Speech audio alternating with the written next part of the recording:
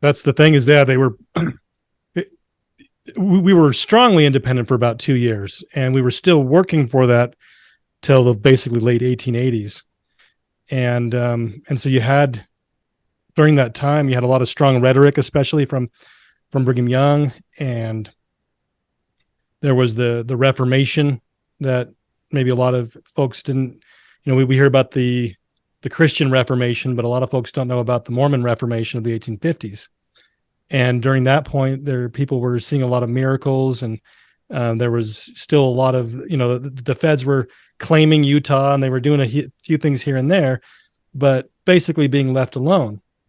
And then you have, which is discussed in the book, you have the Godby influence, and because of the enemy within, that started to weaken the saints' resolve. And so you had they were very strong and were able to resist a lot of the temptations when it was just this outside force coming down on you, and they were willing to burn Salt Lake to the ground if the order was given. They had no problem with that, to be able to stop the feds from invading.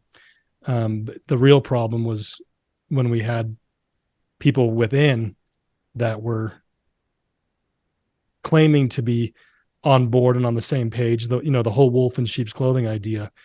And that's when you start to see the saints weakening in their resolve. That's something that I've noticed looking over just history in general, is that people in general are much stronger. It's always the enemy within that causes the most problems just throughout history. We see the same idea happening all over the place, where you have these, rascally Californians like myself moving into more conservative areas like Texas, like Utah, Arizona, Idaho, Florida, and they come in and they dilute. It's that changing the culture. It's much easier to do that with an influx of outsiders than it is to change the people from within.